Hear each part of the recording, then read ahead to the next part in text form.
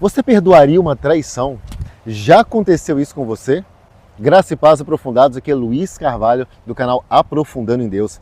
Hoje nós vamos falar de um capítulo que é um dos mais curtos da Bíblia, mas um capítulo muito poderoso, muito impactante, que é Oséias 3. Antes disso, já lembra, se inscreva no nosso canal, compartilhe, comente, muito importante aí a sua participação. Você dá um ok, um joinha, que isso vai ajudar outras pessoas a receber essa palavra, a palavra de Deus que é viva todos os dias. E o que está acontecendo aqui é algo muito vivo, inclusive coisas aqui desse capítulo ainda não aconteceram. E lembre-se também, 5 AM, hoje foi uma bênção. Aqui tem uns links para você participar do nosso movimento, onde a gente lê a Bíblia. Sabia que ler a Bíblia transforma a sua vida completamente? Segundo a ciência já comprovou isso. Mais de 5 dias na semana lendo a Bíblia, uma mente, um emocional transformado e blindado. Amém? Como esse capítulo aqui é bem curtinho, nós vamos ler aqui todos os poucos versículos dele. Então começa assim o livro de Oséias, capítulo 3, versículo 1. O Senhor me disse, vai, ama uma mulher amada de seu amigo e adúltera, com o amor que o Senhor ama os filhos de Israel, embora eles olhem para outros deuses e amem os bolos de uvas. Então aqui, alguns entendem que essa amada de seu amigo é o próprio Oséias. Não é que ela era amada de outra pessoa, é porque ela perdeu o direito de chamar ele de senhor, de marido. Então ficou amada de seu amigo. Mas a ideia principal desse cenário todo é que Gomer, a esposa de Oséias, né, um homem irrepreensível, que acabou tendo que casar a pedido do Senhor com mulher adúltera, representando o adultério de Israel, ela era uma adúltera que simbolizava essa idolatria, né, do povo do norte, que era Israel. Então ela foi infiel ao seu profeta, foi infiel ao seu marido, e com isso ela caiu numa escravidão, uma escravidão degradante. Só que Oséias, com isso, ele é ordenado a amar ela, ele é ordenado a redimir ela da escravidão, tirar ela dessa situação degradante e ser fiel a ela a longo prazo. Então, o que ele faz? Ele restaura ela completamente. Aí temos o versículo 2, que diz assim, e a comprei para mim por 15, anote aí, 15 peças de prata e 1 homer e meio de cevada. Gente, o preço naquela época, para você comprar a redenção de um escravo, era de 30 peças de pratas. Isso a gente vai ver lá em Êxodo.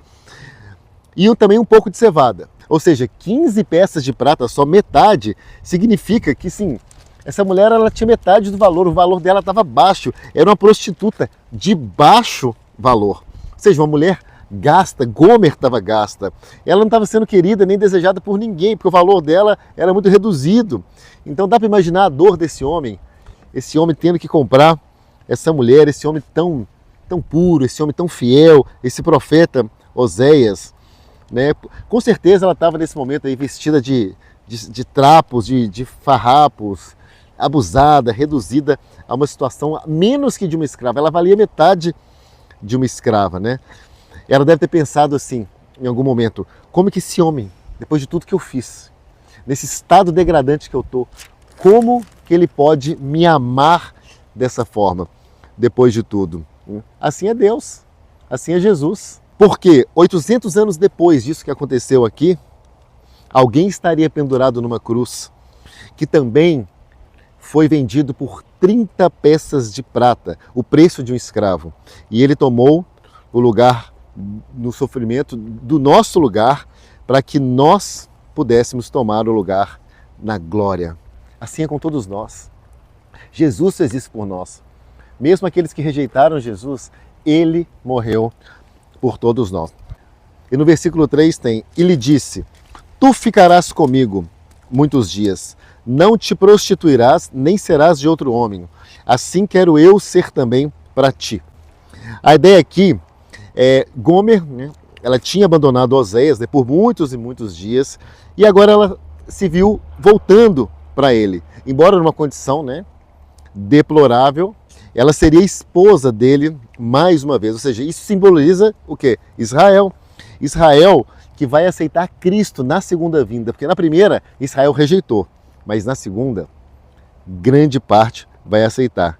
Então diz aqui, ela então o chamará Ish, que quer dizer meu marido, ela nunca mais se prostituirá. Versículo 4 então diz assim, porque os filhos de Israel ficarão por muitos dias sem rei, e sem príncipe, e sem sacrifício, e sem estátua, e sem éfode ou terafim. Gomer, o fato dela ter deixado Oséias e voltado para as prostituições, tipifica o quê? Israel. Israel abandonando o Senhor, o que agora já dura mais de 2000 anos. Por isso que diz aqui, ó, muitos dias. Então isso aqui é um livro profético, é um livro escatológico também, que simbolizando o que aconteceria de Israel, do povo de Deus, com Jesus que rejeitou. Nós temos que entender, gente, que todo o Antigo Testamento aponta para Cristo. Se você começar a ler esse Antigo Testamento aqui, sempre olhando para Cristo, sempre apontando para Cristo, você vai entender muito mais o Antigo Testamento. O tempo inteiro está falando de Cristo Jesus.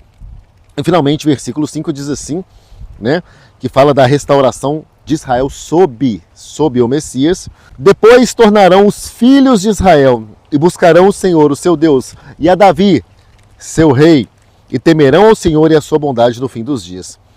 Então, enquanto o versículo passado, né, o versículo 4, ele estava falando assim, de algo em cumprimento, o versículo 5 ele vai ser cumprido. Quando fala assim, a sua bondade, e Davi está apontando o quê? Para Cristo. Quando fala Davi já tinha passado, é o filho de Davi.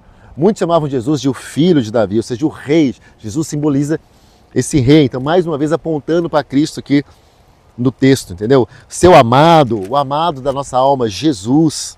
E quando termina assim, ó, no fim dos dias, né? Refere-se a esse reino do fim dos tempos que vai vir. Então, a Bíblia é sempre apontando para o final dos tempos, sempre apontando para Cristo. Por isso que nós, aqui, que não somos israelitas, nós devemos voltar o nosso coração para Cristo, porque Deus nos deu essa oportunidade, porque aqueles que eram para Ele o rejeitaram, Israel. E com isso, Ele deu a oportunidade para todos nós que crermos no sacrifício de Jesus, nós fôssemos salvos e também tivéssemos a vida eterna. Amém? Vamos fazer uma oração agora para a gente receber Cristo, para a gente ter essa vida eterna e viver com Ele, como diz essa palavra aqui, não só nos finais dos dias. No final dos dias a gente vai ver isso acontecer, mas por toda a eternidade. Então repete comigo agora. Eu, Luiz, aí você fala o seu nome. Eu, Luiz, nesse momento, eu recebo Jesus Cristo como Senhor e como Salvador da minha vida. Obrigado, Jesus, pelo seu sacrifício. Obrigado, Jesus, por aceitar ser vendido por 30 peças de prata, Jesus, para entregar a sua vida por nós. Obrigado, Jesus. Jesus, entra na nossa vida. Jesus, entra na minha casa. Jesus, eu te recebo, Jesus, como meu Senhor, como meu único e suficiente Salvador. Eu te recebo, Jesus. Obrigado, Jesus. Amém. Amém. Deus te abençoe e até o nosso próximo vídeo, Oséias 4. E se você conhece alguém que ainda não aceitou Jesus, que não recebeu Jesus no coração, manda esse vídeo para ele.